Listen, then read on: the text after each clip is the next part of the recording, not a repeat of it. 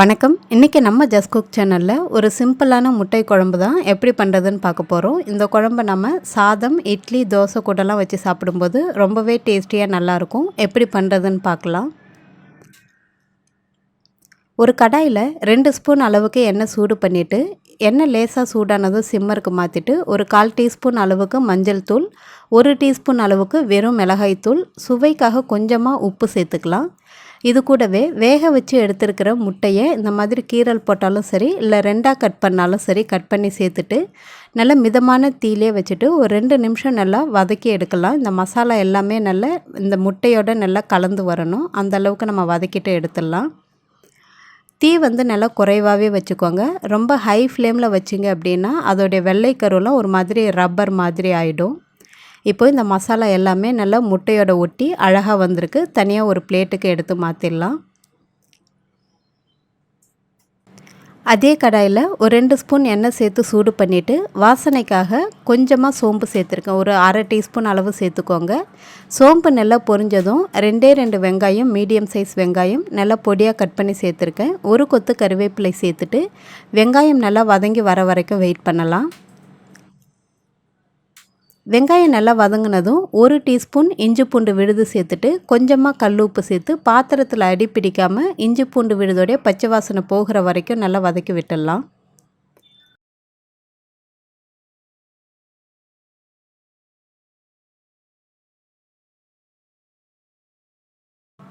இப்போது இஞ்சி பூண்டு விழுதோடைய பச்சை வாசனை நல்லாவே போயிடுச்சு. இது கூட நல்ல பழுத்த தக்காளியாக பார்த்து ஒரு பெரிய சைஸ் தக்காளியாக கட் பண்ணி சேர்த்துருக்கேன். மீடியம் சைஸாக இருந்தால் 2 தக்காளி சேர்த்துக்கோங்க. இது வேகிறதுக்காக ஒரு 2 நிமிஷம் மூடி போட்டு நல்லா தக்காளி குழஞ்சி வர வரைக்கும் நல்லா வேக வச்சிடலாம்.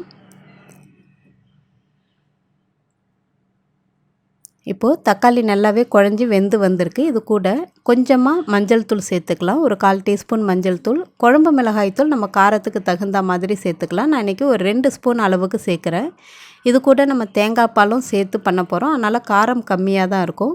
ரொம்ப அதிகமாக காரம் சாப்பிட்றவங்க இன்னொரு ஸ்பூன் கூட எக்ஸ்ட்ராவாக குழம்பு மிளகாய் தூள் சேர்த்துடலாம். தேங்காய் பால் ஒரு 3 சில் தேங்காய் எடுத்துகிட்டு கொஞ்சம் தண்ணி விட்டு அரைச்சி நான் பால் எடுத்திருக்கேன். அதுவே போதுமானதாக இருக்கும். அது கூட தேவையான அளவு தண்ணி சேர்த்துட்டு சுவைக்காக கொஞ்சமாக உப்பு சேர்த்துட்டு கரெக்டாக ஒரு 3 நிமிஷம் ஹை ஃப்ளேமில் வச்சு மூடி போட்டு நல்லா கொதிக்க வைக்கலாம்.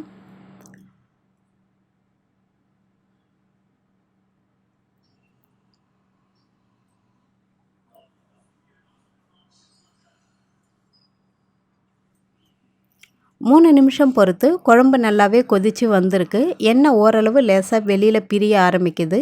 இந்த நேரத்தில் நம்ம வறுத்து எடுத்து வச்சுருக்கிற அந்த மசாலா முட்டையவும் இது கூட சேர்த்து இன்னும் ஒரு 2 நிமிஷம் சிம்மரில் வச்சுட்டோம் அப்படின்னா குழம்பு ரொம்பவே சூப்பராக எண்ணெய் பிரிஞ்சு அழகாக தயாராகிடும்.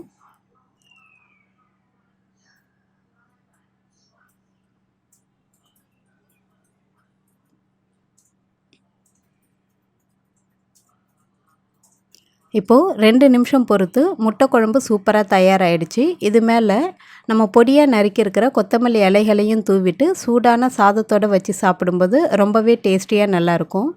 இந்த லாக்டவுன் டைமில் நம்ம லஞ்சுக்கு முட்டை குழம்போ இல்லை குருமாவோ பண்ணும்போது கொஞ்சம் எக்ஸ்ட்ராவாக பண்ணிக்கிட்டோம் அப்படின்னா நைட்டு இட்லி தோசைக்கு அதையே வச்சு நம்ம கொஞ்சம் அட்ஜஸ்ட் பண்ணி சாப்பிட்டுக்கலாம்.